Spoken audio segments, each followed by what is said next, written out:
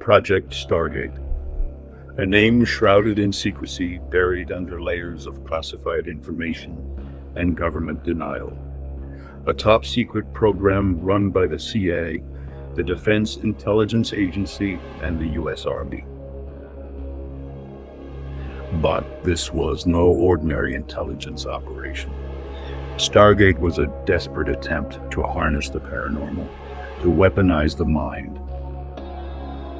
Tonight, we open the doors to a dark chapter in the annals of American history. A chapter where psychics and spies walked hand in hand, probing the unknown, seeking to turn thoughts into weapons. At the height of the Cold War, the U.S. government feared that the Soviet Union was gaining the upper hand, not through missiles or tanks, but through something far more insidious, the power of the human mind.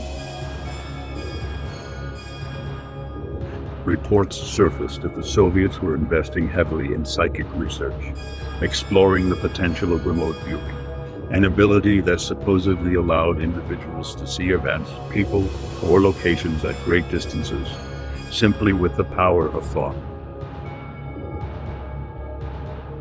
The CIA, unwilling to be left behind, initiated a series of secret projects under various code names: Grill Flame, Center Lane, Sunstreak, but the most infamous of all was Stargate. Scientists, military personnel, and psychics were brought together, testing the limits of the human mind.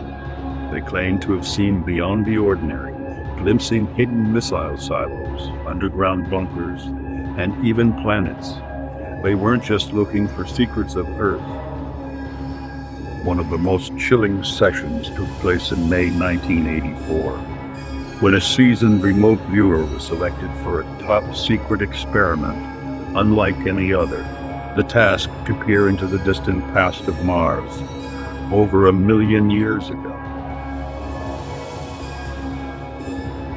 The session was overseen by high-ranking officials, psychologists, and intelligence analysts, all waiting in silence, unsure of what they were about to witness. This wasn't just a speculative exercise. It's a documented event, part of a series of psychic experiments declassified by the CIA decades later. What you are about to hear is not fiction, but a transcript of that very session, a haunting glimpse into what might lie hidden on the Red Planet. The CIA titled this session Mars Exploration, conducted on May 22, 1984. In the video description, you will find a link to the official CIA website, where you can download the document and verify its authenticity. This interview involves 2 participants: the interviewer, also referred to as the monitor and abbreviated as MON in the transcript, and the remote viewer or subject, abbreviated as SUB. To conduct the session, the remote viewer was given a sealed envelope immediately prior to the interview. The envelope contained the following information: planet Mars and time of interest, 1 million years BC. The envelope remained sealed throughout the entire session. Sealed envelope coupled with geographic coordinates. The sealed envelope was given to the subject immediately prior to the interview. The envelope was not opened until after the interview. In the envelope was a card with the following information: the planet Mars, time of interest approximately 1 million years BC, and selected geographic coordinates provided by the parties requesting the information were verbally given to the subject during the interview.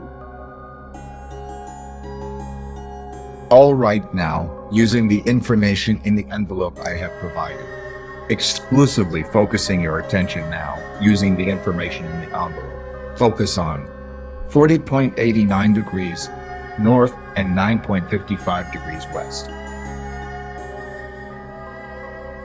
I want to say it looks, I don't know, but it kind of got an oblique view of a pyramid or pyramid form. It is very high. It is kind of sitting in a large depressed area. All right. It's yellowish, ochre colored. All right. Move in time to the time indicated in the envelope I have provided you and describe what is happening. I am tracking severe clouds, more like dust storm. It is a geologic problem. Seems to be like, just a minute. I have got to iron this out. It is really weird. Okay. Just report your raw perceptions at this time. You're still early in the session. I'm looking at an after effect of a major geologic problem. Go back to the time before the geologic problem. Yeah, total difference it is. Before there was no, I don't know, oh hell. It is like mountains of dirt appear and then disappear when you go before. City, large flat surfaces, very smooth. Angles, walls, they're really large though. I mean, they're megalithic. All right. At this period in time now before the geologic activity, look around in and around this area and see if you can find any activity. I'm seeing. It is like the perception of a shadow of people, very tall, thin. It is only a shadow. It is only a shadow. It is as if there were there, and they are not there anymore. Go back to a period of time where they're there. Then it is like I get a lot of static on a line and everything. It is breaking up all the time. Very fragmentary pieces.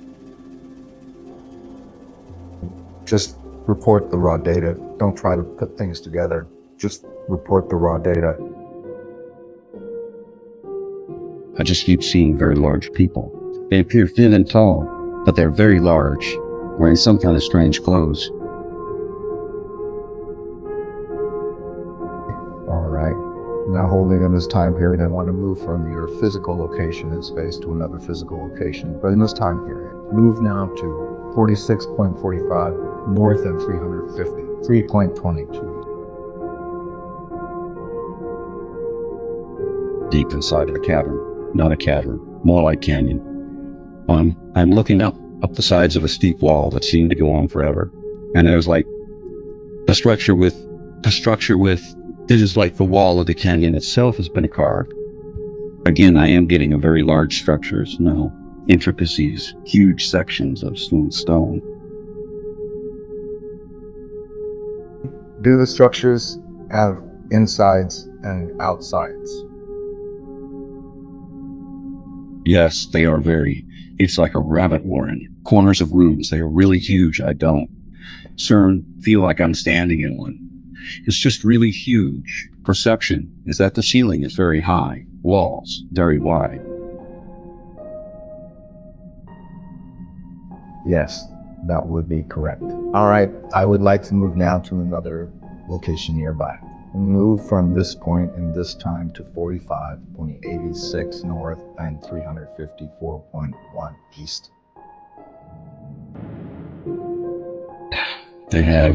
Appears to be the end of a very large road, and there's a marker thing that is very large. Keep getting the Washington line in an overlay. It is like an obelisk. All right, from this point then, let us move to another point. Move now to 35.26 north and 213.24 east. It's like I'm in the middle of a huge circular basin of the range mountains by almost all the way around. Very ragged mountains, very tall. Basins very, very, very, very, very large. None scale seems to be off for something that's just really big. Everything's big. Okay, then let's move into a little different place. Very close. Move from the point you are now in this time to 34.6 north and 213.9 east. The cluster of squares up and down.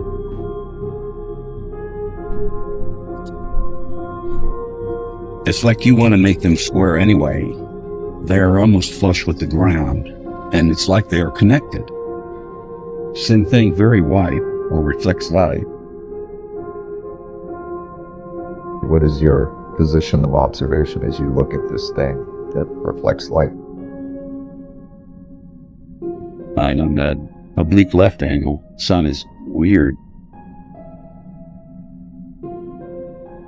Look back down at the ground now, and we're going to move just a little bit from this place. Just a little bit from this place. Very close by. Now move over now to 34.57 north and 212.22 east. It's like I can just perceive like a radiating pattern of some kind. It's like some really strange intersecting kind of roads that are dug into valleys, you know, where a road is just a little below the edge. Tell me about the shapes of these things. They're like real neat channels cut. They are very deep. It's like the road went down. I realize that it's very important that you maintain your focus. I have a movement exercise again for you, and this is some considerable distance away. So holding the focus in time that you had before and moving now to 15 degrees north and 198 degrees east. See the intersecting, whatever these are aqueduct type things. These rounded bottom carved channels like roadbeds. See pointed tops of something on the horizon. Even the horizon looks funny and weird. It's like different, misty, like it's really far away. Very vague. Okay, another movement now to 80 degrees south and 64 degrees east. See pyramids. Can't tell if it's overlay or not because they're different. Okay. Do these pyramids have insides and outsides? Got both, and they are huge. It's an interesting perception I'm getting. The following audio clip you are about to hear was spoken by the monitor or interviewer without the remote viewer being able to hear it. It was directed at another person in the room, whose identity is not mentioned in the document.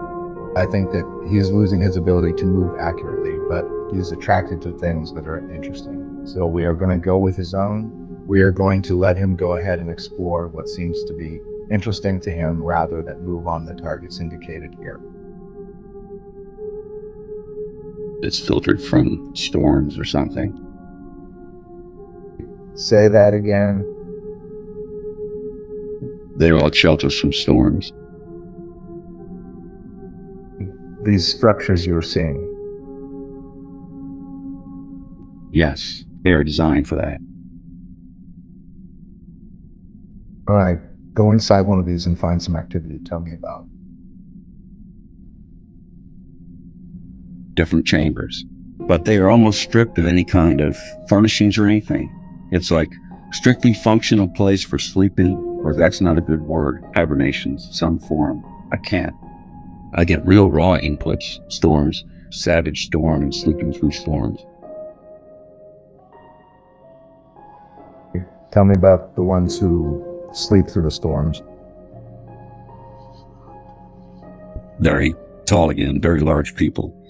But they are thin, they look thin because of their height, and they dress like in, oh hell, it's like a real light silk. It's not flowing type of clothing, it's like cut to fit. Move close to one of them and ask them to tell you about themselves. They are ancient people. They are dying. It's past their time or age. Tell me about this. They are very philosophic about it. They are looking for a way to survive, and they just can't.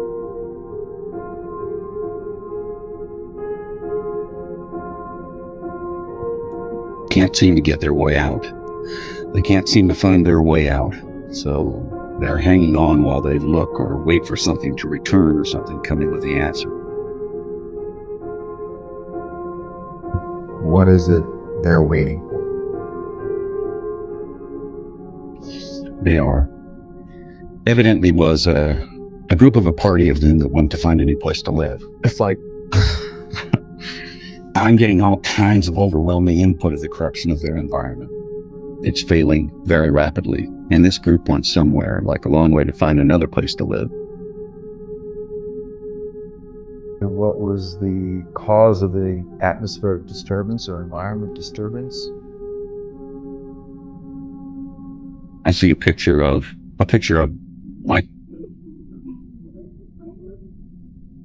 a, no, oh hell, it's almost a warp in a, oh God, this is difficult.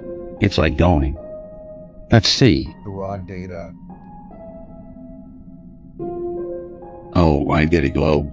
It's like a globe that goes through a comet's tail, or it's through a river or something, but it's all very cosmic. It's like space pictures. All right. Now, before you leave this individual, ask him if there is any way that you ask him if the knows who are you, and is there any way you can help him in his present predicament? All I get is that they must just wait, doesn't know who I am. Think he perceives I am a hallucination or something. Okay. When the others left, these people are waiting.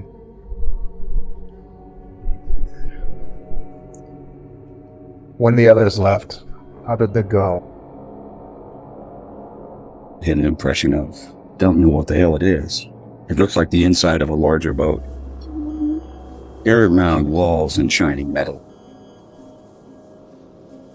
Go along with them on their journey and find out where it is they go. Impression of a really crazy place with volcanoes and gas pockets and strange plants. Very volatile place. It's very much like going from the frying pan into the fire. Difference is there seems to be a lot of vegetation where the other place did not have it. And different kind of storm. All right. It's time to come back now to the sound of my voice in the present time to right now, the 22nd of May, 1984. The sound of my voice. Move now back to the room, back to the room, back to the sound of my voice. Back further now to the sound of my voice on the 22nd of May, 1894. A psychic vision of Mars revealed ancient monolithic structures, unknown beings, and a cataclysmic event that left the planet desolate, raising chilling questions about the boundaries between reality and imagination. What was once thought to be science fiction suddenly felt terrifyingly plausible, leaving uncertainty about whether these visions were mere delusions or glimpses of a long-lost civilization. Some participants reported visions so disturbing that they were haunted long after the sessions ended. Whispers of dark entities, incomprehensible symbols, and terrifying premonitions. It was as if, in their quest to view the unseen, they had opened a door that could never be closed. The line between observer and observed was shattered, leaving them to question, what if something had seen them back? In 1995, Stargate was officially shut down. The program was deemed a failure, at least. That's what they wanted the public to believe. But for those who were part of it, the nightmares never ended. Was Stargate really about unlocking human potential, or had it uncovered something too dangerous to control? As the files were locked away and the witnesses silenced, only one thing was certain: there are some doors that should never be opened. Remember that in the description you'll find a link to the CIA's website, where you can download the document and verify its authenticity. To finish, I leave you with a question. Why did the CIA know about these coordinates on Mars, and why were they so interested in them?